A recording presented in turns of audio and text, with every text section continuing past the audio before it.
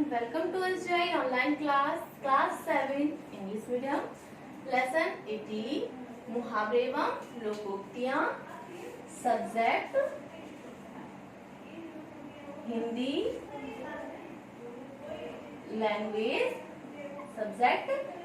Language. बच्चों, आज मैं हिंदी भाषा के अंतर्गत आपको मुहावरे एवं लोकोक्तियां पढ़ाने जा रही हूँ। सबसे पहले बच्चों, हम समझते हैं कि मुहावरे है क्या। मुहावरे किसे कहते हैं? तो ऐसा शब्द समूह या वाक्यांश जिसका अर्थ सामान्य ना होकर कुछ विशिष्ट होता है, वह मुहावरे कहलाते हैं। ठीक है, एक बार फिर से इसको समझिए। मुहावरे क्या है? मुहावरे ऐसा शब्द समूह या वाक्यांश जिसका अर्थ सामान्य ना होकर कुछ विशिष्ट होता है, तो वह मुहावरे कहलाते हैं। अब इसमें पहला मुहावरा कौन सा है? एक चीज और बच्चों, मैं आपको बता दूं कि इस लेसन में आपके मुहावरे और लोकोक्तियां काफी हैं, तो उनको 3 पार्ट्स में डिवाइड किया गया है। फर्स्ट पार्ट जो है आपका वो टर्म फर्स्ट में आएगा, और जो सेकंड पार्ट है वो टर्म सेकंड में, एंड थर्ड पार्ट वो एनुअल में आएगा। ठीक है, तो सबसे पहले हमें क्या पढ़ना है? टर्म फर्स्ट के लिए हमें पढ़ना है। तो उसके अंतर्गत जितने मुहावरे आ रहे हैं आज मैं आपको वो समझाऊंगी। तो उसमें पहला मुहावरा है अंग अंग टूटना। अर्थ हुआ बदन में दर्द होना।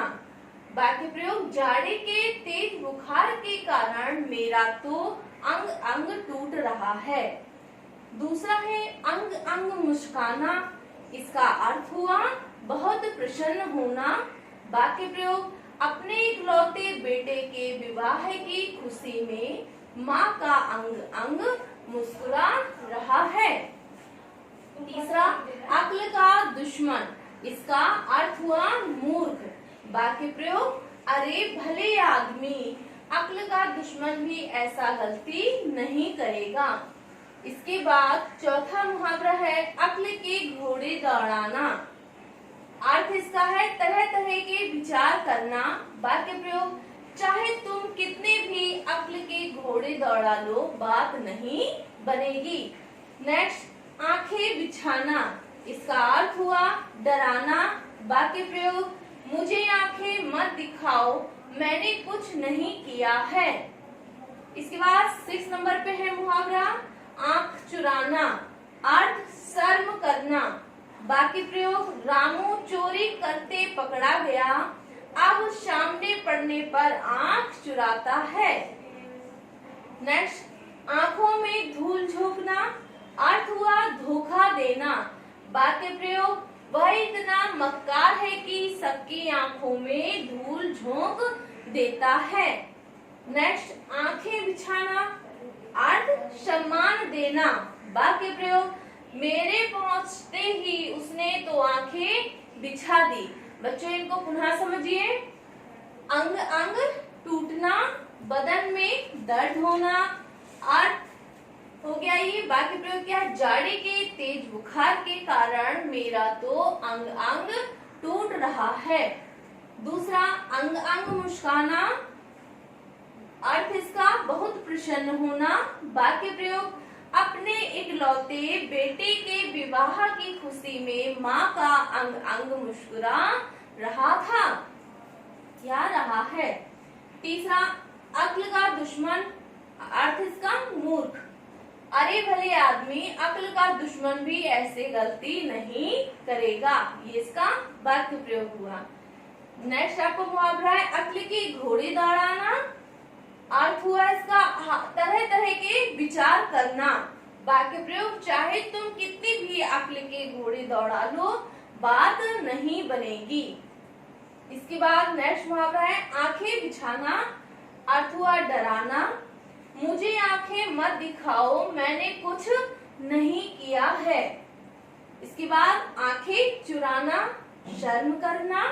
रामू चोरी करते पकड़ा गया, अब सामने पड़ने पर आंखें चुराता है। इसके बाद नेक्स्ट आंखों में धूल झोंकना। अर्थ धोखा देना। वह इतना मक्कार है कि सबकी आंखों में धूल झोंक देता है। इसके बाद आंखें बिछाना, सम्मान देना। वाक्य प्रयोग, मेरे पहुंचने पर ही उसने तो आंखें बिछा दी। अब इसके आगे बच्चों देखिए,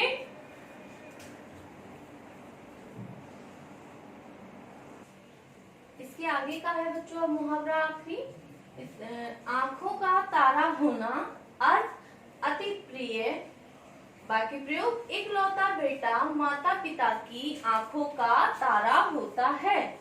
इसके बाद 10वां मुहावरा है आंख का कांटा। इसका अर्थ हुआ शत्रुता। वाक्य प्रयोग, कल तक भले ही दांत काटी रोटी थी, आज तो आंख का कांटा बन गया है। इसमें अर्थात शत्रुता आ गई। पहले क्या थी? मित्रता थी, लेकिन कुछ ऐसे कारणवश उनके आपस में रंजिश हुई, जिस कारण से वह एक दूसरे के शत्रु हो गए। तभी क्या कह रहे हैं कि आंख का कांटा होना, कल तक भले ही दांत काटी रोटी थी, आज तो आंख का कांटा बन गया था। इसके बाद 11 नंबर का मुहावरा है आंखों में समाना। इसका अर्थ दिल में बस जाना। वाक्य प्रयोग, भगवान सदैव मेरी आंखों में समाये रहते हैं। फिर अगला मुहावरा है नाक का बाल होना, अति प्रिय होना। वह मेरा दोस्त नहीं, मेरी नाक का बाल है। नेक्स्ट मुहावरा, नाक में दम करना, अर्थ तंग करना। वाक्य प्रयोग, ये बंदर हमेशा मेरी तो नाक में दम किए रहते हैं। इसके बाद फिर से देखिए बच्चों मुहावरों को, आंखों का तारा होना, अति प्रिय होना। वाक्य प्रयोग, इकलौता बेटा माता पिता की आंखों का तारा होता है। इसके बाद नेक्स्ट आंख का कांटा, अर्थ शत्रुता। वाक्य प्रयोग, कल तक भले ही दांत काटी रोटी थी, आज तो आंख का कांटा बन गया था। नेक्स्ट मुहावरा, आंखों में समाना, अर्थ दिल में बस जाना। वाक्य प्रयोग, भगवान सदैव मेरी आंखों में समाये रहते हैं। नेक्स्ट, नाक का बाल होना, अर्थ अति प्रिय होना। वाक्य प्रयोग, वह मेरा दोस्त नहीं, मेरी नाक का बाल है। नेक्स्ट, नाक में दम करना, अर्थ तंग करना। वाक्य प्रयोग, ये बंदर हमेशा मेरी तो नाक में दम किए रहते हैं। अब इसके बाद बच्चों मुहावरे के बाद है लोकोक्ति। लोकोक्ति क्या है? लोकोक्ति का शाब्दिक अर्थ होता है लोक प्लस उक्ति, अर्थात लोक में प्रचलित उक्ति। जो व्यक्तियों के द्वारा कुछ प्रचलित शब्दों का प्रयोग किया जाता है, वाक्य का प्रयोग किया जाता है, उसे क्या कहते हैं? लोकोक्ति कहते हैं। ठीक है, अब इससे पहले लोकोक्ति कौन सी है? अधजल गगरी छलकत जाए। इसका अर्थ क्या होगा? गुण कम और प्रदर्शन ज्यादा। वाक्य प्रयोग, अभी टाइपिंग भी नहीं आती और डींग मारता है प्रोग्राम होने की। सच है अधजल गगरी छलकत जाए। इसके बाद आम के आम गुठलियों के दाम। अर्थ क्या हुआ? दुगना लाभ। यदि कश्मीर घूमने जाओगे तो वहां से शाल जरूर लेकर आना, तो वहां तुम घूम भी आओगे और शॉपिंग भी कराओगे। इसी को कहते हैं आम के आम और गुठलियों के दाम। इसके बाद बच्चों है ऊंची दुकान फीका पकवान, केवल ऊपरी दिखावा। ये इसका अर्थ हुआ। वाक्य प्रयोग क्या है? अखबार में उसकी दुकान का विज्ञापन तो बहुत होता है, पर जब सामान खरीदेंगे तो पता लगेगा कि यह तो ऊंची दुकान फीका पकवान है। पुनः देखिए, अधजल गगरी छलकत जाए, लोकोक्ति है ये आपकी। इसका अर्थ क्या हुआ? गुण कम और प्रदर्शन ज्यादा। वाक्य प्रयोग, अभी टाइपिंग भी नहीं आती और डींग मारता है प्रोग्राम होने की।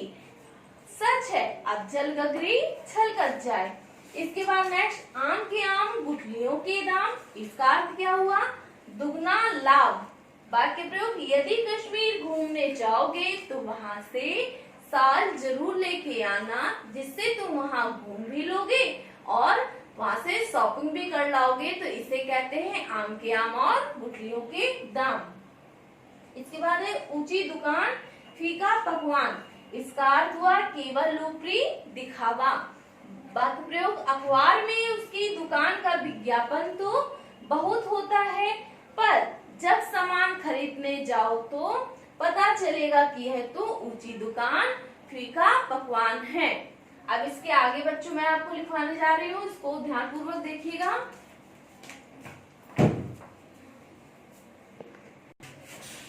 इसके बाद नेक्स्ट लोकोक्ति है घर का भेदी लंका ढाए। तो इसका अर्थ क्या हुआ, आपसी फूट ही नाश का कारण होता है। वाक्य प्रयोग, यह डाका इसलिए पड़ा क्योंकि पड़ोसी ने ही भेद दिया था, सच कहा घर का भेदी लंका ढाता है। इसके बाद नेक्स्ट लोकोक्ति है जिसकी लाठी उसकी भैंस, इसका अर्थ हुआ शक्ति की पूजा होती है। वाक्य प्रयोग, अपने 5 भाइयों के दम पर उस गरीब की झोपड़ी उखाड़कर उसने अपना गोदाम बना लिया और उसे 500 रुपए देकर चुप करा दिया। बेचारा करे तो भी क्या करे, जिसकी लाठी उसकी भैंस। इसके बाद नेक्स्ट थोथा चना बाजे घना, इसका अर्थ होता है गुण न्यून और बखान अत्यधिक। अर्थात राम को कार चलानी नहीं आती थी, लेकिन अपने मित्रों के सामने कहता था कि मैं तो हवाई जहाज भी बहुत अच्छे से चला सकता हूँ, इसलिए कहा जाता है थोथा चना बाजे घना। नेक्स्ट दूध का दूध पानी का पानी, सच्चा न्याय मिलना। अर्थात किसी भी ऐसे कार्य को जहां किसी को सच्चा न्याय मिलता है, अर्थात सत्यता की विजय होती है, तो उसे क्या कहते हैं, दूध का दूध पानी का पानी होना। नेक्स्ट दूर के ढोल सुहावने, अर्थ कुछ चीजें दूर से ही अच्छी लगती हैं। अर्थात कुछ ऐसी चीजें होती है कि दूर से अच्छी लगती है लेकिन पास आने पर वह भद्दी प्रतीत होती है, इसलिए कहा क्या जाता है कि दूर के ढोल सुहावने होना। नेक्स्ट ना रहेगा बांस ना बजेगी बांसुरी, अर्थ झगड़े की जड़ को ही मिटा देना। श्याम की माँ के 2 बेटे थे, उसने दोनों बच्चों को एक खिलौना दिया तो उसमें वो लोग झगड़ रहे थे, तो माँ ने वो खिलौना अलग कर दिया, तो क्या हुआ, झगड़े की उन्होंने जड़ ही मिटा दी। तभी कहते हैं कि ना रहेगा बांस और ना बजेगी बांसुरी। नेक्स्ट नाच न जाने आंगन टेढ़ा, अपना दोष दूसरे के माथे बढ़ना। शीला को नृत्य नहीं आता था और वह क्या कहती कि जो फर्श है वो सही नहीं है, इसलिए मैं नृत्य नहीं कर पा रही हूँ। तभी क्या कहते हैं, नाच ना आवे आंगन टेढ़ा। तो बच्चों आज के लिए इतना ही काफी है। आप अपनी नोटबुक में ये मुहावरे और लोकोक्तियां लिखेंगे तथा इन्हें स्मरण भी करेंगे। Thank you students.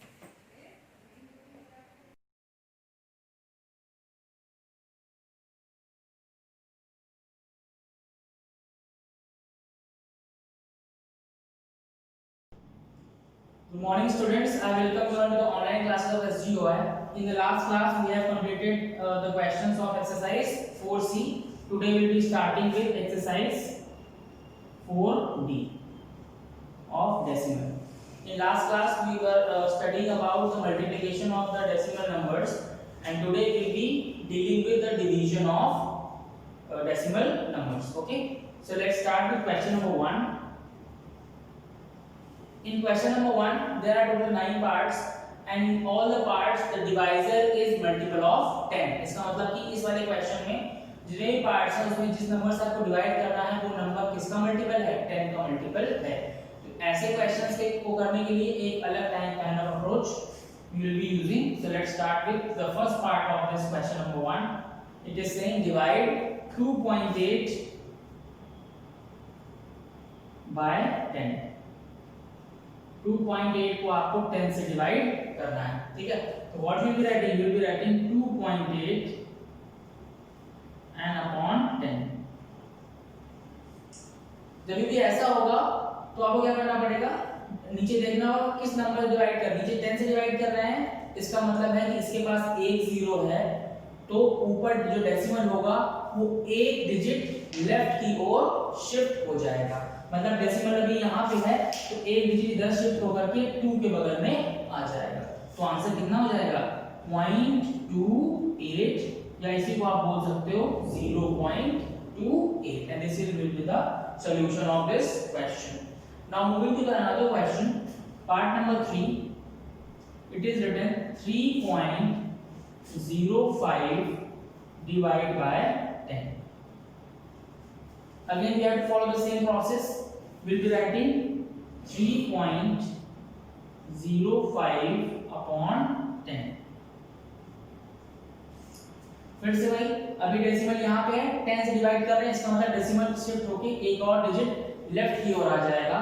तो आंसर कितना हो जाएगा डेसिमल या 0.305, और यहाँ पे आप 0 भी लिख सकते हो, hence the answer would be 0.305. Okay, I'll be telling two more parts, part number 5 and part number 9. ठीक है, बाकी आप अपने आप से सॉल्व कर सकते हैं। Now this is 0.9 divided by 100. It is saying 0.9 divided by 100. फिर से क्या करेंगे, लिखेंगे इस तरीके से 0.9 अपॉन 100। अब क्योंकि 1 के साथ 2 जीरो हैं तो डेसिमल जो है वो अपने लेफ्ट की तरफ 2 डिजिट शिफ्ट होगा, ठीक है। लेकिन यहाँ पे एक ही इस डेसिमल के बगल में कोई डिजिट ही नहीं है, तो उसके बदले आप क्या लिख दोगे, 2 जीरो लिख दोगे। तो you will be writing decimal और यहाँ पे 2 जीरो और फिर 9, answer would be 0.009। Okay, now moving to the 9th part. In the 9th part it is written 0.7 divided by 1000. We are saying 0.7 divided by 1000. What we will be doing? We will be writing it 0.7 upon 1000. Because there are total 3 zeros in the denominator with 1, मतलब 1000 है, इसका मतलब decimal जो है वो 3 digit left की ओर shift होगा। तो आंसर वुड बी, इसके बगल में कोई डिजिट नहीं है, 3 जीरो लगा दोगे आप, 1 2 3 और फिर 7 लिखोगे और डेसिमल यहाँ पे आ जाएगा। तो आंसर वुड बी 0.0007, या फिर बोल सकते हो 0.0007। Okay, so I hope you have got the concept of dividing any decimal number with 10 or multiple of 10. Okay, so now let's move to question number 2 of this exercise 4D.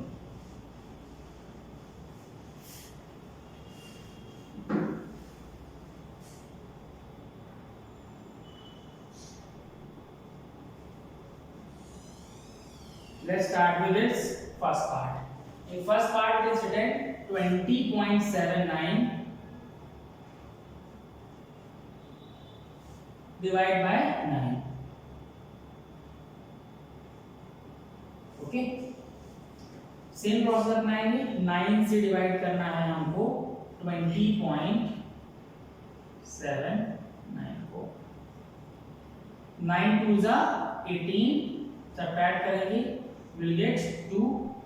Okay, यहाँ से 7 copy करेंगे नीचे, क्योंकि हमने 7 copy किया जो decimal के बाद है, इसका मतलब यहाँ पे भी डेसिमल पुट करना पड़ेगा। नाउ 9 3 जा 27, सब्ट्रैक्ट करेंगे 0 आएगा, this will be copied down, it will be 9, we can easily understand 9 1 जा 9। okay, answer would be 2.31, answer is equal to 2.31। I hope you have understood the concept. Now moving to its fifth part. In its fifth part it is written 0.688 divided by 8. So again we will be following the same process. We will be writing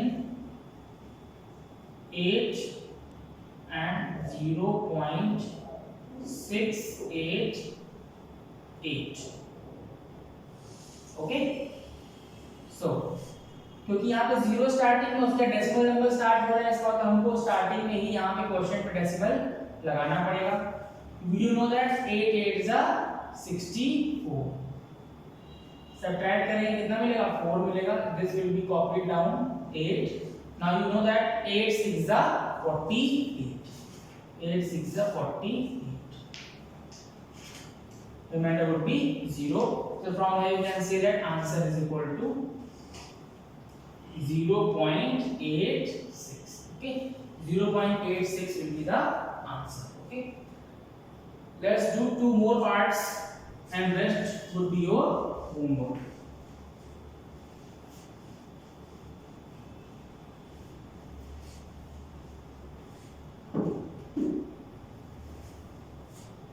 Part number 7.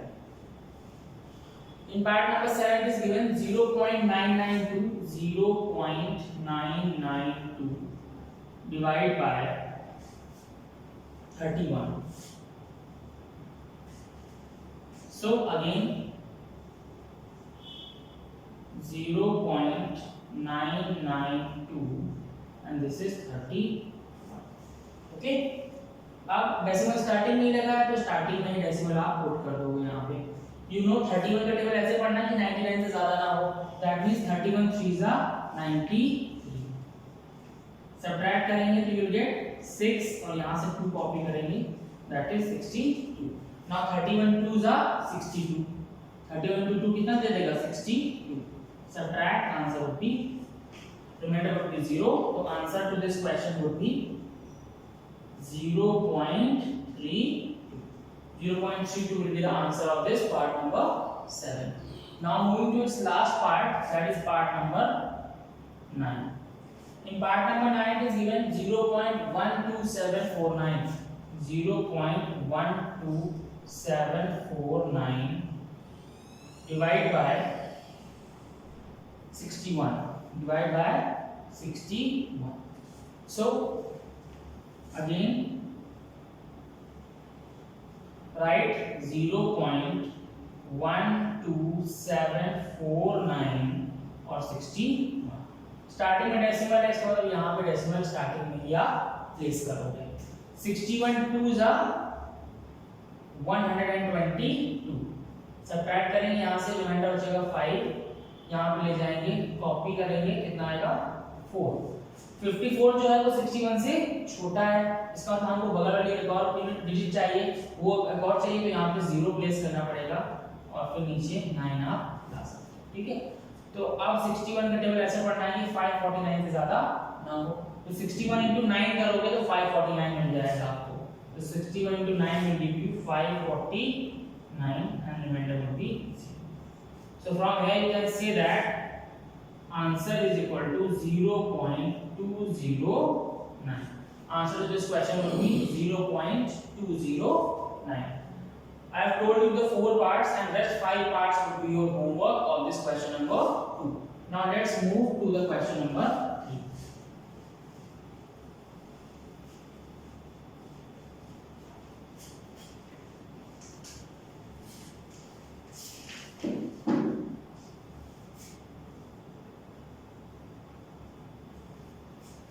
Question number 3. Question number 3 is again divide, लेकिन यहाँ पे जो numbers हैं उसमें दोनों numbers में decimal आ गया है, तो इनको कैसे करेंगे। First part it is written 2.24 divide by 0.8। 2.24 divide by 0.8। तो पहला काम आप क्या करोगे, you will be writing it 2.24 upon 0.8। ठीक है, सबसे पहले आप क्या करोगे, डिनोमिनेटर से डेसिमल रिमूव करने की कोशिश करोगे। तो यहाँ से डेसिमल आप रिमूव करोगे तो ऊपर किससे मल्टीप्लाई करना पड़ेगा, 10 से, क्योंकि यहाँ पे एक डिजिट के बाद डेसिमल था और इसका डेसिमल आपने हटाया तो ऊपर 10 से मल्टीप्लाई करना पड़ेगा। अब इसका डेसिमल हटाओगे तो नीचे किसी के बाद मल्टीप्लाई करना पड़ेगा, यहाँ 2 डिजिट के बाद डेसिमल था तो नीचे 100 से मल्टीप्लाई करना पड़ेगा। ठीक है, now this 0 and this 0 can be eliminated ठीक है। और इस 10 की वजह से डेसिमल जो है वो कहाँ लगेगा वो देखेंगे हम। तो हो जाएगा 224 upon 8 multiply by 10, 8 multiply by 10। अब ये 10 यहाँ पे है, इसका मतलब डेसिमल एक डिजिट के बाद लगा सकते हैं। You can write it 22.4 divide by 8। Okay, now अब वैसे क्वेश्चन कन्वर्ट हो गया जैसा अभी हम लोग कर रहे थे। तो नाउ डिवाइड this 22.4 by 8, ठीक है। So you know that 8 2 जा 16, सब्ट्रैक्ट करेंगे 8 आएगा। इसको कॉपी करेंगे तो डेसिमल के बाद है तो यहाँ पे डेसिमल पुट करेंगे, this will be 6, sorry, copy करेंगे तो 4। You know that 8 8 जा 64, when subtracted you will get 0 as a remainder. So from here you can say that answer to this question would be 2.8. Okay, so now let's move to another part. I am solving part number 6.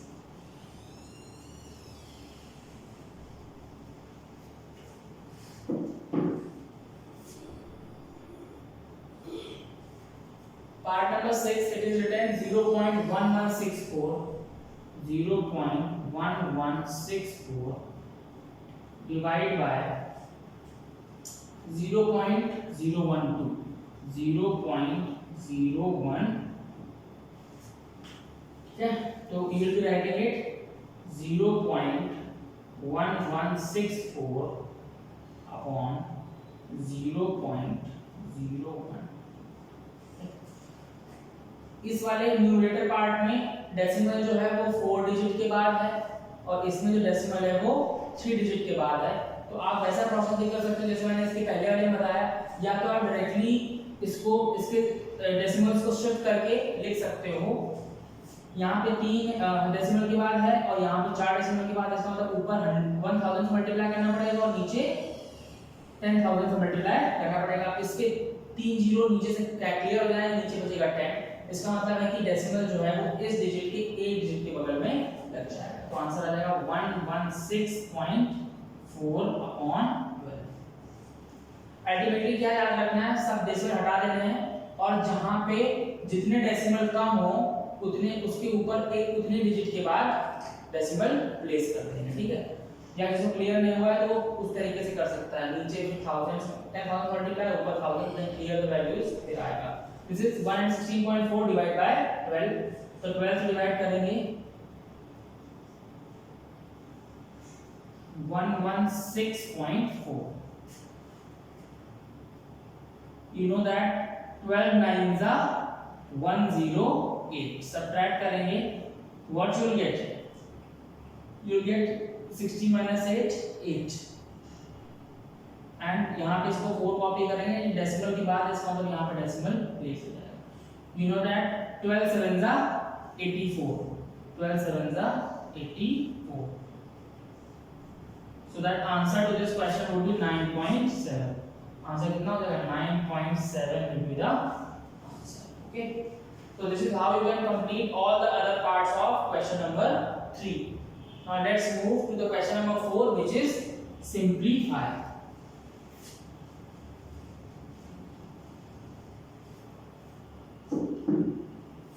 Question number 4, it is saying simplify। in first part it is written 1.3 into 2.4 upon 0.39, 0.39। First क्या करेंगे, आप इन दोनों को multiply करेंगे, ठीक है। First of all you multiply this and this, उसके बाद आप डिवाइड करोगे। 1.3 मल्टीप्लाई बाय 2.4, तो 4 3 12, 2 carry 1, 4 1 4 1 5, multiply 2 into 3 6 and 2 1s are 2, 6 plus 5 1 11, carry 1 3। Decimal 2 digit के बाद लगेगा क्योंकि यहाँ 1 टोटल 2, तो आएगा 3.12। इसको आप लिख सकते हो 3.12 डिवाइड बाय 0.39, ठीक है। डेसिमल जब सेम डिजिट के बाद होता है तो डेसिमल रिमूव हो जाते हैं, तो ये बन जाएगा 312 डिवाइड बाय 39। ओके, अब डिवाइड करके देखेंगे तो ये राइटिंग 39 को डिवाइड करना है, 39 से डिवाइड करना है 312, ठीक है। 39 से 312 डिवाइड करना है तो कितना टाइम्स में जाएगा ये, this will go approx 8 times, ठीक है। मल्टीप्लाई करके चेक कर सकते हो आप, क्योंकि ये 312 जो है इसका 10 टाइम्स करो कितना आएगा, 390 आएगा, और ये वैल्यू जो है वो उससे थोड़ा ही कम है, इसका मतलब हम जान सकते हैं कि 8 टाइम्स की पूरी वैल्यू मिल जाएगी। तो 39 8 जा 312, तो आंसर इसका कितना आ जाएगा 8 will be the answer to this question. Now moving to its third part, second part आप अपने आप से ट्राई करोगे। Moving to its third part,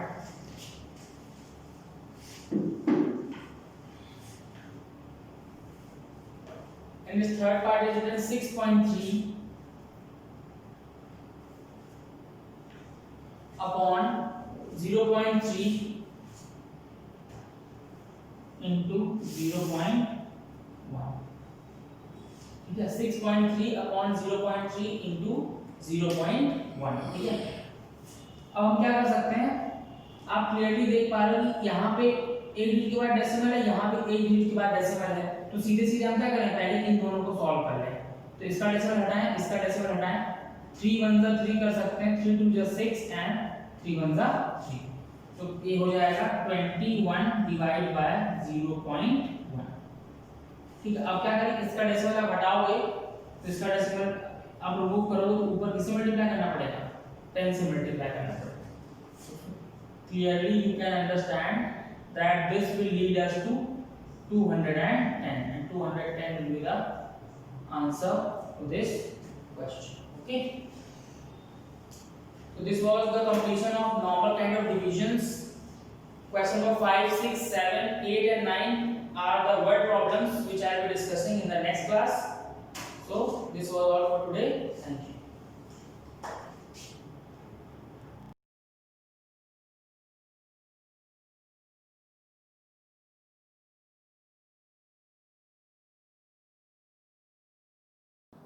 Hello students, welcome to Sivaji Group of Institutions online classes, and this is your biology class.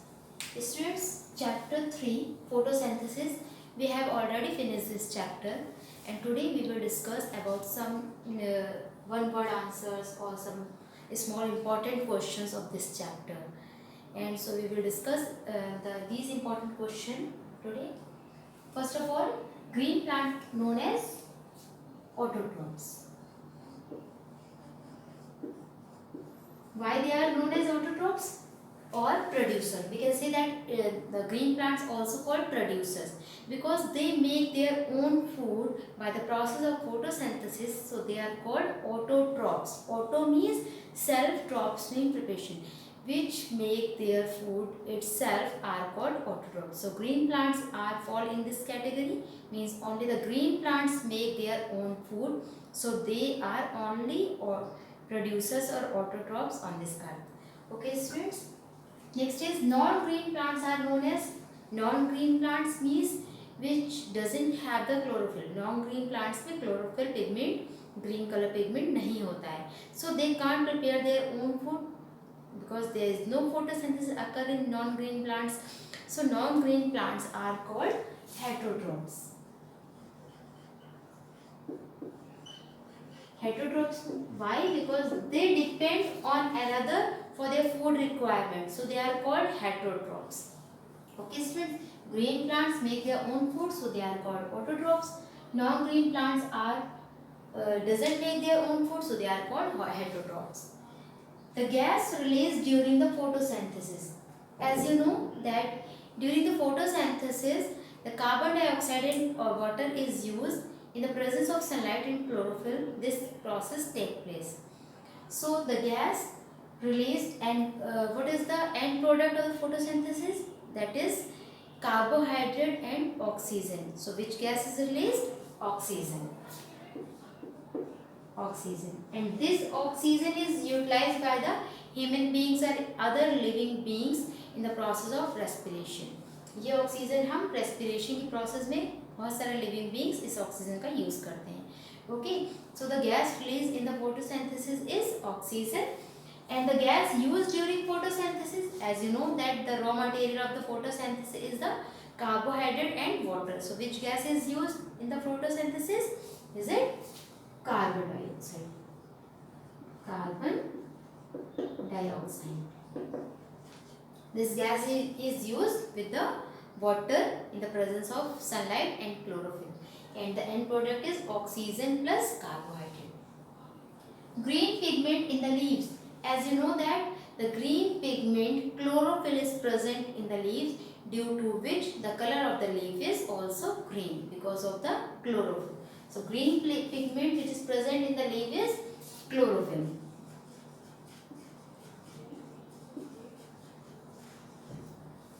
Next question, the term describe yellowing of leaves. What is yellowing of leaves means? When there is wilting, when there is not proper or sufficient amount of water is supplied to the plant, there is a deficiency of any nutrient like macronutrients and micronutrients. Two types of nutrients are required by the plant for their for their growth. Okay, means like hydrogen, carbon, nitrogen, copper, phosphorus, calcium. These nutrients are required by the plant. So they are fall in different categories. Some are fall in the macronutrients category and some are fall in the micronutrient category. Okay, students. So by the deficiency of iron, nitrogen, there is a deficiency disease, chlorosis. Chlorosis means the leaves turn in yellow color. कुछ plants में in nitrogen और iron की कमी से क्या होता है, chlorosis हो जाती है. क्लोरोसिस होता है yellowing of leaves. So it is because the deficiency of these nutrients. So the yellowing of leaves और chlorosis is the same. The term describe the yellowing of leaf is also called chlorosis. Chlorosis means there is deficiency of chlorophyll. Means chlorophyll नहीं हुआ तो उसका colour कैसा हो गया, yellow हो गया. तो इस वर्ड को क्या बोलते हैं, chlorosis. Next is stomata remains open during the day time. Okay, during the day because there is a light. when the light falls on the leaf, the stomata remains open, or during the daytime the light intensity is high. So during the daytime or at the light time the stomata remains open, but at the dark time or at the night time the stomata remains closed. So the next question is, the stomata are closed during night. Okay, during the night or dark the stomata remains closed, and during the day or when the light fall on the leaf the stomata remains open. Next question, question number 9. Micronutrients are also called. Micronutrients को और क्या कहते हैं? The other name of micronutrients is trace element. So the answer is trace element.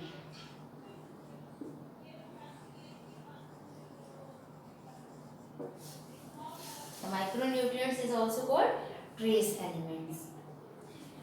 Last question, question number 10. The flat part of leaf is called. The flat portion of the leaf is called lamina. Actually, when you read the structure of the leaf, you in the 6th class you know that the flat portion of the leaf is called lamina.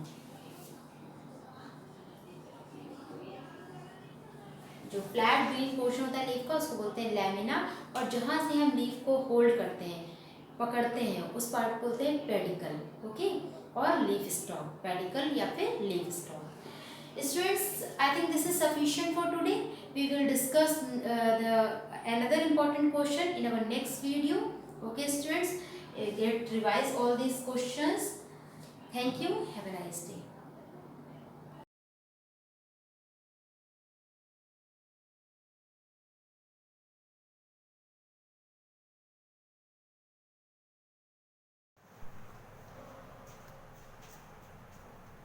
A very good morning, students. In my previous lecture, I have explained you Geography 4 chapter, Weathering and Soil Formation. formation for class 7, and now today I will continue the same chapter.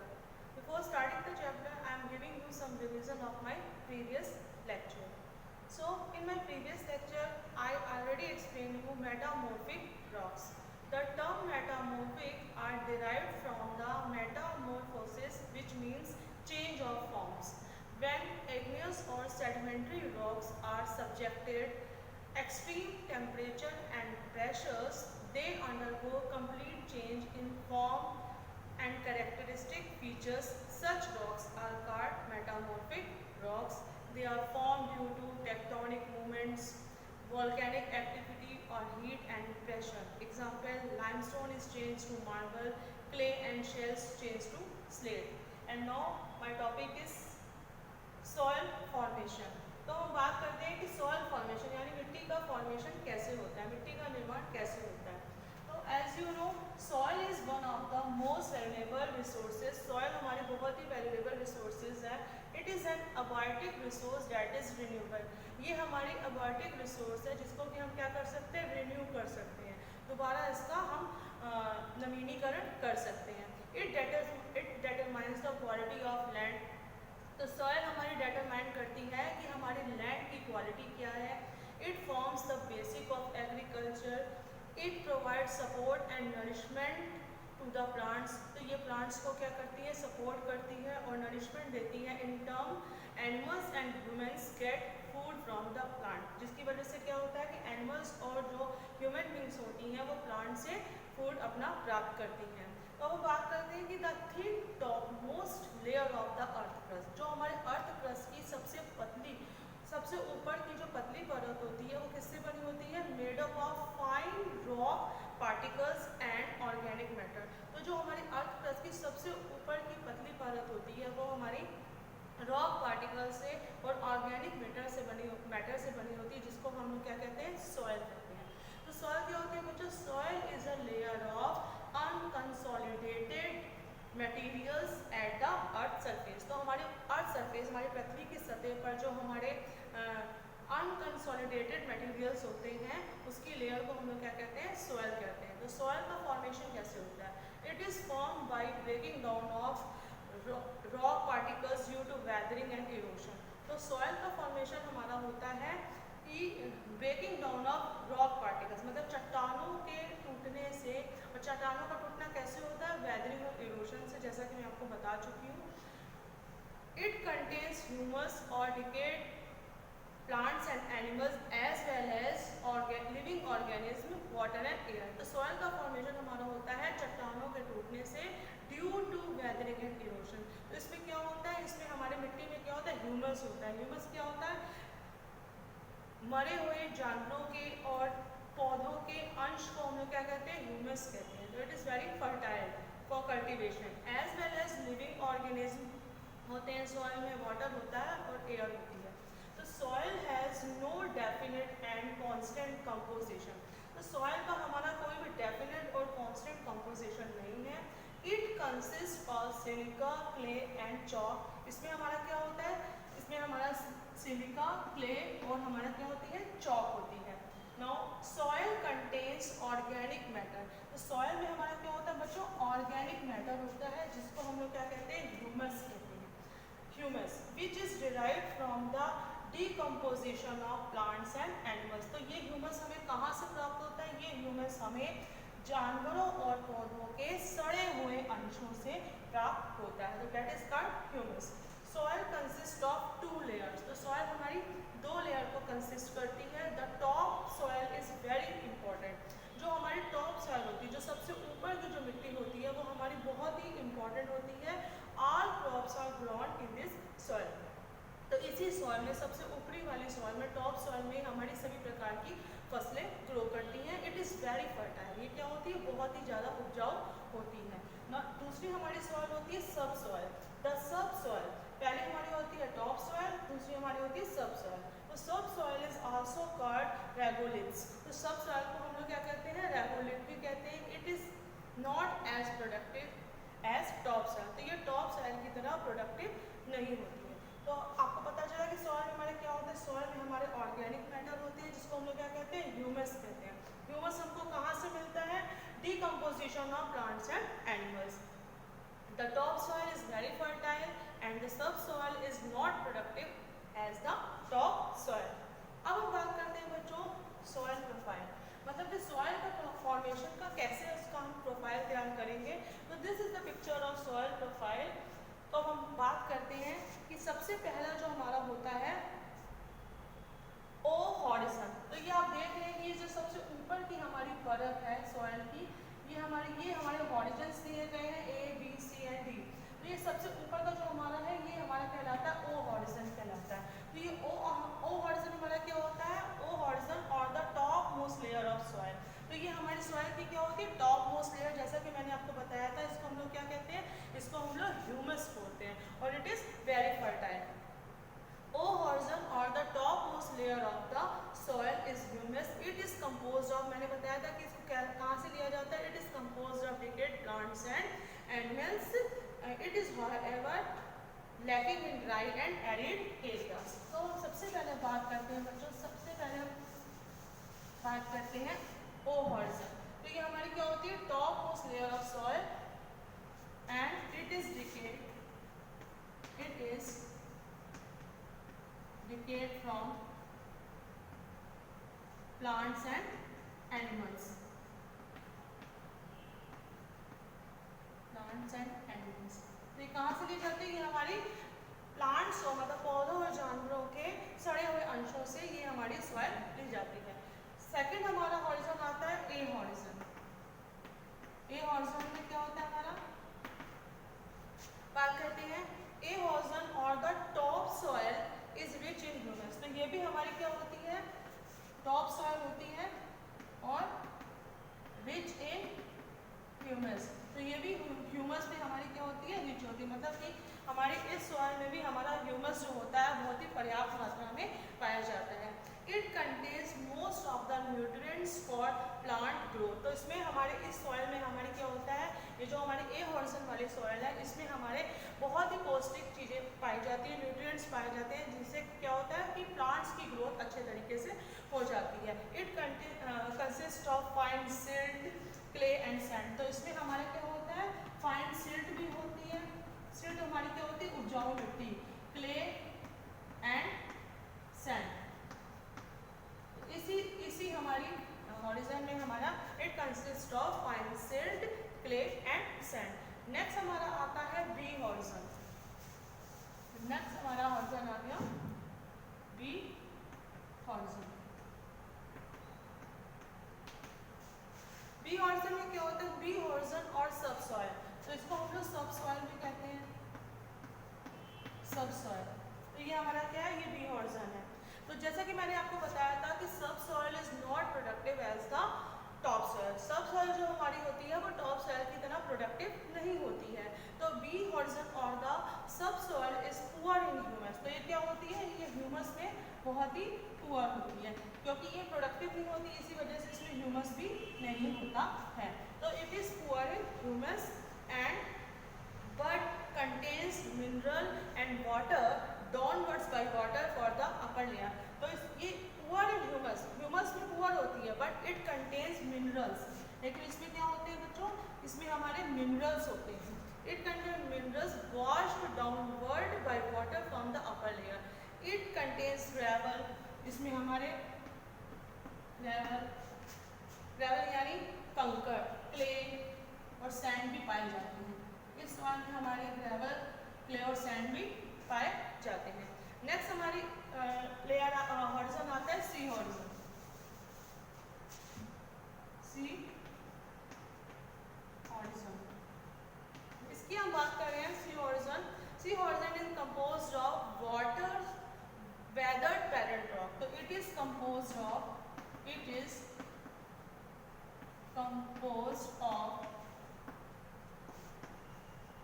weathered parent rock. तो ये जो हमारे सी horizon की जो होती है soil, ये कैसे कंपोज होती है, वेदर्ड पेरेंट रॉक, मतलब कि मूल चट्टानों से ये हमारी निर्मित होती है. It is dark in colour. ये कैसी होती है, कलर में हमारी क्या होती है, डार्क होती है, dark in colour. So it is dark in color. Big fragments of the weathered rock lie in this layer. तो इस लेयर में हमारे वेदरिंग के जो फ्रेगमेंट्स होते हैं वो इसी लेयर में हमारे पाए जाते हैं. It has little or no plant and animal life. जैसा कि आप देख रहे हैं कि इसमें हमारे क्या दिखाई दे रहे हैं, इसमें हमारे कंकड़ पत्थर दिखाई दे रहे हैं. तो इट इज़ लिटिल, ये बहुत ही कम होती है, and there is no life in this rock. और इसमें किसी भी तरह की एनिमल लाइफ देखने को नहीं मिलती है. Now last layer is D horizon. अब डी हॉरिजन की हम बात करने जा रहे हैं. जैसा कि D horizon is composed of unweathered solid bedrock. Unweathered solid bedrock. Unweathered solid bedrock. तो जैसा कि मैंने आपको बताया, ये हमारा क्या था, ये हमारा था बच्चों सॉइल प्रोफाइल. तो सबसे पहले क्या आता है हमारा ओ हॉरिजन, सबसे ऊपर की top most layer of the soil. It is called humus. It is derived from the decade plants and animals. ये कहाँ से ली जाती है, जानवरों और पौधों के सड़े हुए अंशों से प्राप्त होती है. It is very fertile. Second हमारी आती है बी हॉरिजन. बी हॉरिजन हमारी क्या होती है, ए हॉरिजन भी हमारी क्या होती है, टॉप सॉइल होती है. It consist fine silt, clay and sand. तो इसमें हमारे क्या पाए जाते हैं, फाइन सिल्ट, क्ले और सैंड पाए जाते हैं. थर्ड हमारी rock it consist most of the nutrients for plant growth.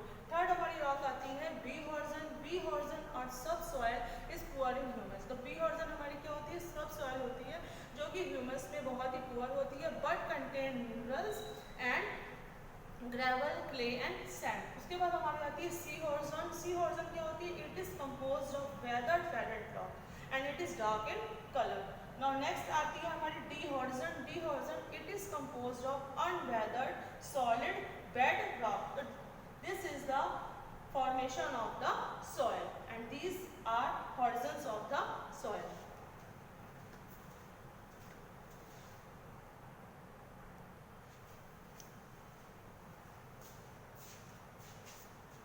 तो बच्चों बात करने जा रहे हैं formation of soil depends on 5 major factor. तो किसी भी सॉइल का जो फॉर्मेशन होता है वो 5 मेजर फैक्टर्स पे डिपेंड करता है. तो हम बात करें सबसे पहले नेचर ऑफ पेरेंट रॉक, मतलब कि जो हमारी मूल चट्टान है उसका नेचर, उसकी प्रकृति कैसी है. तो it influence the colour and texture of the soil. तो ये क्या किसको प्रभावित करता है, सॉइल के कलर और उसके टेक्सचर को प्रभावित करता है. It also determines chemical properties, mineral content. तो ये भी चीज़ निर्धारित करता है केमिकल प्रॉपर्टीज को भी और मिनरल कंटेंट को भी. तो पहला हमारा फैक्टर क्या हो गया, नेचर ऑफ पेरेंट रॉक, यानी कि मूल चट्टान का नेचर या उसका स्वभाव, प्रकृति कैसी है. दूसरा हमारा है रिलीफ ऑफ द एरिया. तो किसी भी एरिया के रिलीफ यानी कि एल्टीट्यूड एंड स्लोप, मतलब उस एरिया की ऊंचाई और उसका स्लोप कैसा है. Altitude and slope of the land, मतलब लैंड का एल्टीट्यूड और उसका slope determines accumulation of the soil. तो altitude and slope of the land determines the accumulation of the soil. Now next is climate. तो climate भी बहुत प्रभावित करती है. तो क्लाइमेट में हमारा क्या आता है, टेम्परेचर एंड रेनफॉल. तो किसी भी एरिया का टेम्परेचर और रेनफॉल भी बहुत प्रभावित करता है वहाँ की मिट्टी को. नेक्स्ट है हमारा वेजिटेशन. वेजिटेशन में क्या, it determines the quantity of humus and micro organism in the soil. तो ये क्या डिटरमाइन करता है कि हमारी मिट्टी में ह्यूमस की और माइक्रो ऑर्गेनिज्म की कितनी क्वांटिटी मौजूद है. It includes flora, fauna and micro organism found in the soil. तो इसमें क्या इंक्लूड होते हैं हमारे flora, fauna. Flora related to plants family, fauna related to animal family. तो it includes flora, fauna and micro organism found in the soil. Next factor is time. Time usually 1000 years may pass in forming 2.5 centimetre of soil. तो 1000 वर्ष का समय लग जाता है 2.5 centimetre soil को form करने में. Time determines thickness of the soil. तो जो टाइम है ये डिटरमाइन करता है सॉइल की थिकनेस को. तो these are 5 factors that the formation of soil is depend on. First, nature of parent rock, relief of the area, climate, vegetation and time. अब हम बात करते हैं कि the quantity of soil determines the cultivation of land for crop production. तो किसी भी soil की जो हमारी क्वांटिटी होती है, मात्रा होती है, वो डिटरमाइन करती है कल्टीवेशन ऑफ लैंड के कल्टीवेशन को फॉर क्रॉप प्रोडक्शन, मतलब किसी भी क्रॉप को प्रोडक्ट करने के लिए लैंड की मतलब खेती कितनी की जाए वो किस पर निर्भर करती है, सॉइल की क्वांटिटी पर निर्भर करती है। तो the quantity of soil determines the cultivation of land for crop production. Areas with rich thick fertile soil, जो एरियाज जहाँ पे बहुत ही अच्छी फर्टाइल मिट्टी पाई जाती है, गिव गुड एग्रीकल्चर प्रोडक्शन। तो वहाँ पर एग्रीकल्चर प्रोडक्शन क्या होता है बच्चों, बहुत अच्छा होता है। Such soils are found in river valleys. इस तरह की जो फर्टाइल सॉइल होती है वो कहाँ पाई जाती है, रिवर वैलीज में पाई जाती है, नदी की घाटियों में पाई जाती है। This soil type is mostly alluvium. तो ये जो हमारी सॉइल होती है ये क्या होती है, बहुत ही उपजाऊ होती है, क्योंकि इसका निर्माण कैसे होता है, नदियों द्वारा लाई गई मिट्टी से। तो it is very rich in nutrients because it is renewed every year during the annual flood. तो ये जो हमारी सॉइल होती है बहुत ही इसमें बहुत ही न्यूट्रिएंट्स होते हैं, बहुत ही पौष्टिक तत्व होते हैं। क्यों, क्योंकि इसको दोबारा रिन्यूड किया जाता है every year during the annual flood. Annual flood होने के बाद इसमें क्या होता है, इसका दोबारा रिन्यूड इसको दोबारा किया जाता है। तो the vast stretches of fertile soil, जो मतलब कि फर्टाइल सॉइल के जो एरियाज हैं, मेक द रिवर वैलीज, वो कहाँ पाए जाते हैं, Egypt. Make the river valleys of the Nile, मतलब नाइल की रिवर वैली को बनाते हैं जो कि इजिप्ट में है, होंगो चाइना में होंगो, मिसिसिपी यूएसए में, और भारत में हमारे इंडस गंगा ब्रह्मपुत्र। तो ये हमारे क्या है, ये है हमारे some of the leading agriculture regions of the world. तो ये हमारे संसार के कुछ एग्रीकल्चर क्षेत्र हैं। तो यहाँ पे कैसी मिट्टी पाई जाती है, यहाँ पे फर्टाइल सॉइल पाई जाती है, डेट इज वेरी एलुवियम, जो कि बहुत ही ज़्यादा क्या होती है, उपजाऊ होती है। Regions with unfertile soil or unproductive irrigation is required in such areas। मतलब कुछ क्षेत्र ऐसे भी होते हैं जहाँ पर क्या होता है, अनफर्टाइल सॉइल पाई जाती है, अनुपजाऊ मिट्टी पाई जाती है, ऐसी मिट्टी पाई जाती है जो कि एग्रीकल्चर के लिए उपयुक्त नहीं होती है। तो वो कैसे एरियाज होते हैं, वो हमारे अनप्रोडक्टिव एरियाज होते हैं, वहाँ पर किसी भी प्रकार की क्रॉप का प्रोडक्शन नहीं हो पाता। तो irrigation is required in such areas. तो इन एरियाज में इरिगेशन की बहुत ज़रूरत पड़ती है। तो इन सब से आपको क्या पता चला कि soil is vital for agriculture development of any country. कि जो हमारी मिट्टी है वो हमारे देश के एग्रीकल्चर डेवलपमेंट, जैसा कि आप जानते हैं कि India is agriculture country, Bharat हमारा एक कृषि प्रधान देश है। तो किसी भी कंट्री के एग्रीकल्चर डेवलपमेंट के लिए क्या जरूरी है, वहाँ की मिट्टी। In our country where agriculture is the mainstay of the economy, हमारे भारतवर्ष में क्या है, एग्रीकल्चर हमारा मुख्य व्यवसाय है लोगों का। तो उसमें क्या है कि the main types of soil found in India, हमारे भारत में कुछ तरह की मिट्टियाँ पाई जाती हैं, जैसे such as alluvial soil, black soil, red soil, laterite soil and desert soil. तो in our country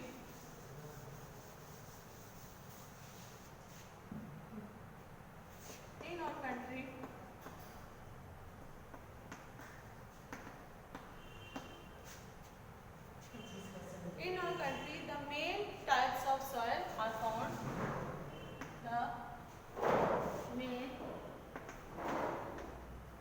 types of soil are found,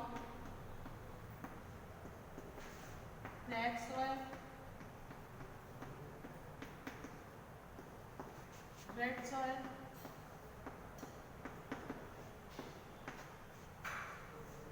alluvial soil,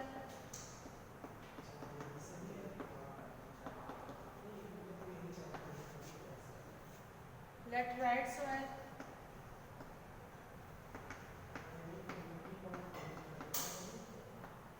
desert soil,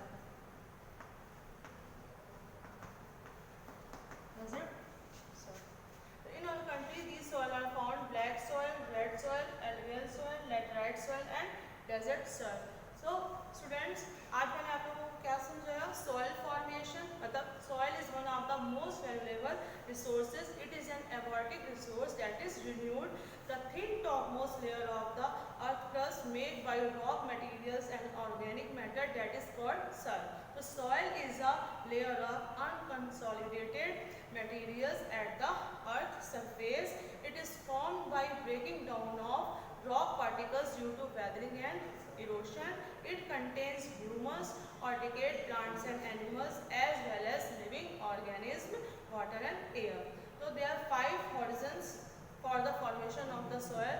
O horizon, that is the topmost layer of the soil and it is very fertile. B horizon, A horizon, top soil, it is rich in humus. B horizon, it is poor in humus. C horizon, it is composed of weathered parent rock, and D horizon is composed of unweathered solid bedrock. And now formation of soil depends on 5 factors such as nature of parent rock, relief of the area, climate, vegetation and time. Now that's all for today. I will continue this chapter in my next video.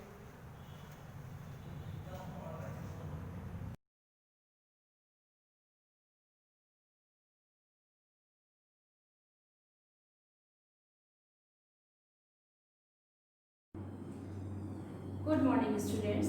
This is class 7th. Subject is computer. Students, this is the revision video of chapter 3. Chapter number 3 name is malware software.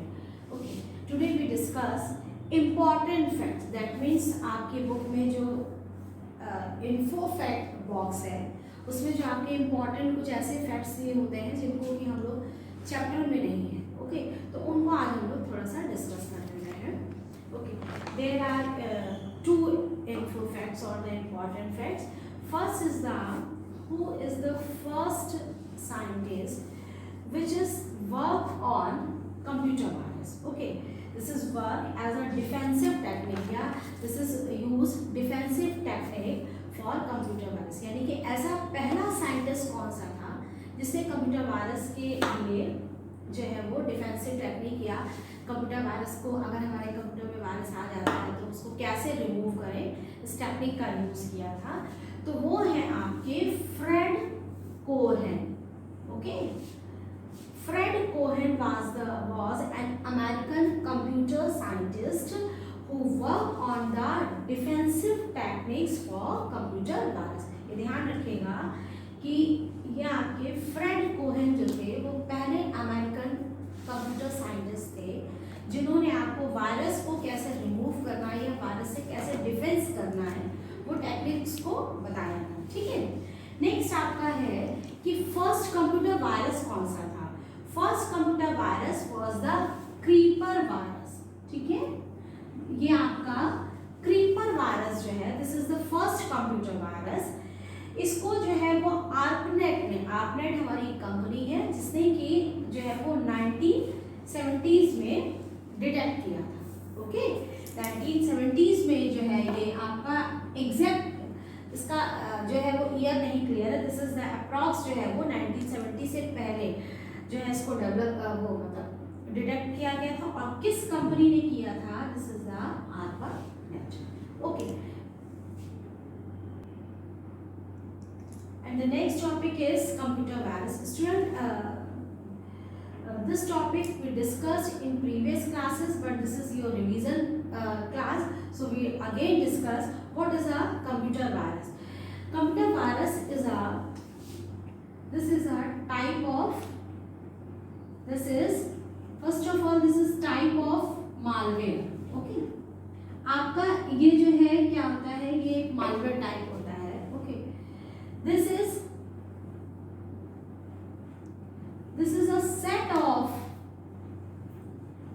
of programs. ये आपके set of programs होते हैं which developed,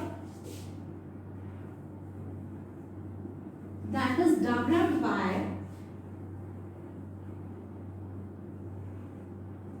ये अब आपका जो develop किए जाते हैं वो किस लिए? सबसे पहली चीज तो आपका ये होता है इट इज डेवलप्ड फॉर, आपका सिंपल जो है वो मनी बनाने के लिए. ठीक है, making a money, for making a ये हम लोग को क्लियर है कि मतलब एक तो पैसा बनाने के लिए है कि जब अगर आपका वायरस नहीं आएगा तो आपका सिस्टम खराब नहीं होगा, तो फिर किस तरह से जो है लोग जो है पैसा कमाएंगे, तो ये उसके लिए हो गया। दूसरी क्या होती है कि धीरे धीरे अब हम लोग सब लोग जो है अपनी जितनी भी इम्पोर्टेंट इंफॉर्मेशन होती है वो हम लोग कंप्यूटर में ही स्टोर रखते हैं, ठीक है। आपका बैंक में जाइए, देखिए जितना भी डेटा है, जो भी इंफॉर्मेशन है वो आपकी सारी किसमें स्टोर होती है, कंप्यूटर में ही स्टोर होती है। तो यानी कि स्टीलिंग पर्सनल इंफॉर्मेशंस, आपकी जो भी पर्सनल इंफॉर्मेशंस है उनको उसको चुराने के लिए एक तरह से कह सकते हैं, ठीक है। डैमेज योर कंप्यूटर और डैमेज योर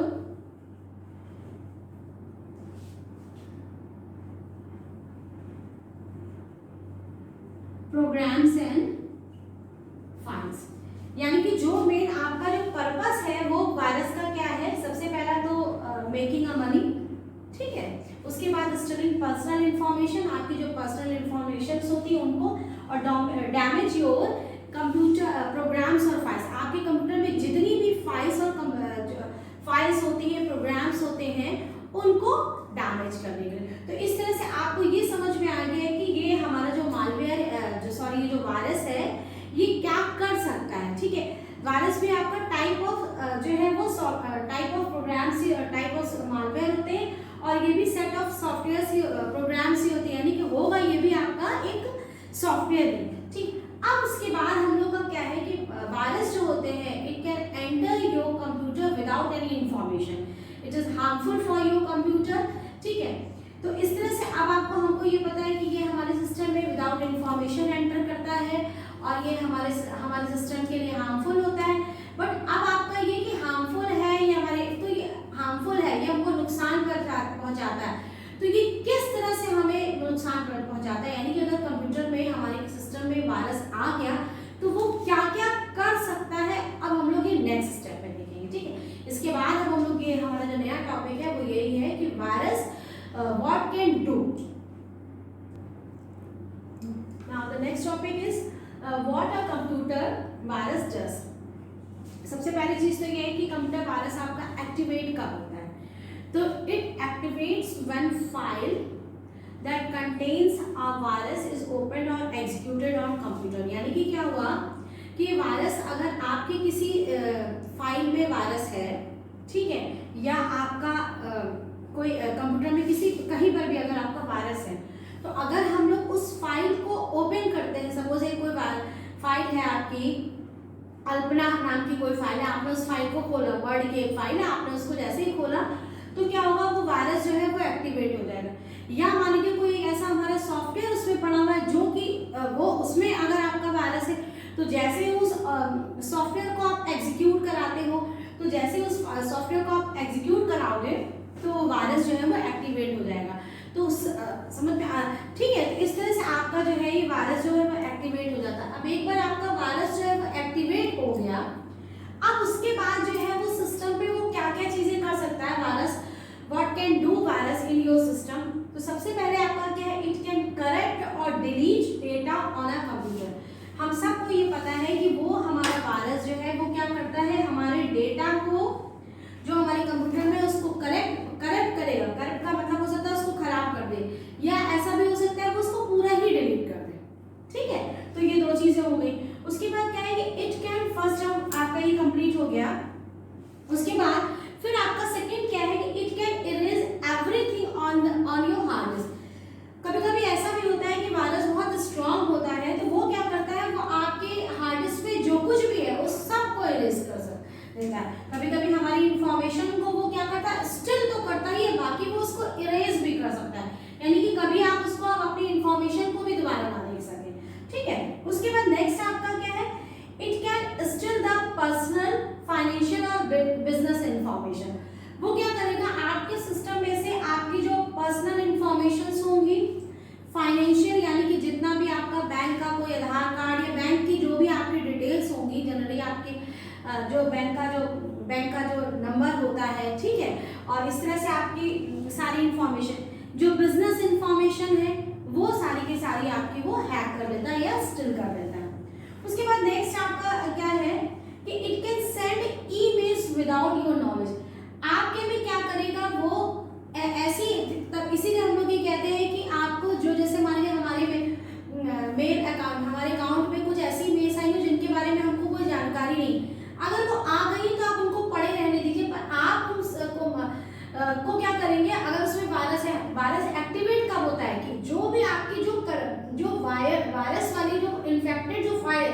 बस आपने अगर उसको टच नहीं किया तो वायरस पड़ा है, कोई दिक्कत नहीं। लेकिन अगर आपने उस वाली फाइल को टच कर दिया, तो यानी कि सपोज अगर मान लीजिए ईमेल से आपको क्या होगा, ईमेल में आपका कोई फाइल ही भेजी जाती है, अगर आपने उस फाइल को टच कर लिया, टच करने का मतलब हाथ से छूना नहीं हुआ, आपने क्या उस फाइल को ओपन करके देख लिया, फाइल को ओपन किया, तो क्या हो जाएगा, आपका वो वायरस आपके सिस्टम में आ जाएगा। तो कहने का ये मतलब है कि जो हमारी ऐसा कुछ ऐसे मेल्स आते हैं जिनको हमें नहीं पता है, कभी कभी आपने देखा होगा बहुत सुंदर सुंदर जो है वो एडवर्टीजमेंट के फॉर्म पे, या कभी कभी हम लोग को कोई LIC की स्कीम या कोई दुनिया भर की स्कीम आती, कभी कभी ऐसे फ्रॉड मेल्स आ जाती कि आपको ये गिफ्ट मिलने वाला है, या ऐसा कुछ लिखा होगा टेक्स्ट बाहर, और आपने जैसे ही उसको देखा कि अच्छा गिफ्ट मिलने वाला इतने लाख का, आपने उसको खोला और आपके पे वायरस आ गया। ठीक है, तो इस तरह की जो मेल्स होती हैं जो आपको, जिनके आपको कोई नॉलेज नहीं है, या जिनका आपको ये पता ही नहीं कि ये हमसे रिलेटेड है, तो आप उसको मतलब नहीं, अननोन ईमेल्स को कभी नहीं, क्योंकि उसके थ्रू आपके में वायरस आ जाता है। उसके बाद आपका नेक्स्ट क्या है, it can spread to other machine on the same network. यानी कि मान लीजिए कि हम लोग लैन से ही आपस में जुड़े हैं, लैन मीन्स लोकल नेटवर्क है, एक लोकल नेटवर्क से जुड़े जितनी भी मशीन इन द सेंस जितने भी कंप्यूटर हैं, ठीक है, तो उनमें आपका नेटवर्क के थ्रू, यानी कि सेम नेटवर्क से जुड़े जितने भी सिस्टम है, उनमें भी आपका वायरस जो है वो आ जाएगा, वायरस जो है उसमें भी फैल सकता है, स्प्रेड हो सकता है। Next is you can use email programs to, it can use email programs to spread itself to other computer. यानी कि क्या करेगा, ये जो आपका जो वायरसेस होते हैं वो कैसे स्प्रेड होते हैं, हम लोगों ने पेन ड्राइव किसी की लगाई या कोई हमने करप्टेड फाइल ओपन करी, वो तो ठीक है, लेकिन क्या एक सिस्टम से दूसरे सिस्टम में गई, यहाँ पे इसके पहले वाले में दिया हुआ है कि with the help of network, यानी कि नेटवर्क के थ्रू जो है आपका स्प्रेड हो सकता है। तो यानी कि आपका क्या हुआ कि ये जो ईमेल प्रोग्राम्स होते हैं ये वायरस को स्प्रेड करने में हेल्प करते हैं, यानी कि वायरस जो है वो अपने आप को खुद कैसे स्प्रेड करता है, through email programs. Clear student? Next अब आपका क्या, it can take control of users computer for illegal purpose. यानी कि क्या करता है ये आपका, ये तो मतलब जनरली सबको क्लियर ही होगा ये चीज कि ये वायरसेस क्या करते हैं, वो आपके कंप्यूटर का जो कंट्रोल होता है वो अब यूजर के हाथ में नहीं होता है, वो क्या करता है, वो अपने हाथ में ले लेता है, और इलीगल पर्पस, यानी कि मतलब कोई पर्पसली को इसका काम नहीं था, इलीगल पर्पस के लिए वो अपना जो यूजर के कंप्यूटर का कंट्रोल अपने हाथ में कंट्रोल लेने का मतलब क्या, हमको पता भी नहीं होता है, हम सिस्टम को रीस्टार्ट नहीं करते, रिबूट नहीं करते, ऑटोमेटिकली सिस्टम रिबूट होने लगता है हर थोड़ी देर में, ठीक है, हैंग कर जाएगा सिस्टम, या हमने कोई फाइल बनाई है और वो क्या करेगा कि आपकी जो है वो उस चूंकि उस पे वायरस आ गया है तो वो क्या करेगा, वो अपने आप ही फाइल के डुप्लीकेट्स बना देगा। तो इस तरह से क्या होगी, जो कंप्यूटर का जो कंट्रोल है वो यूजर के हाथ से कहाँ पे चला जाता है, वायरस के हाथ में। तो इस तरह से वायरस क्या करता है, it can take control of computer users for illegal person. Okay, I think this is sufficient for today. और मेरे ख्याल से सभी को ये क्लियर हो गया होगा कि वायरसेस क्या होते हैं और वायरस जो है वो हमारे सिस्टम में किस तरह से हमको नुकसान पहुंचाते हैं, वो किस तरह से हमारी फाइल को डैमेज कर सकते हैं, और वो क्या क्या चीज़ों से किस तरह से हमको नुकसान पहुंचाते हैं, ये आज हमारे पास क्लियर हो गया है। Okay, thank you students.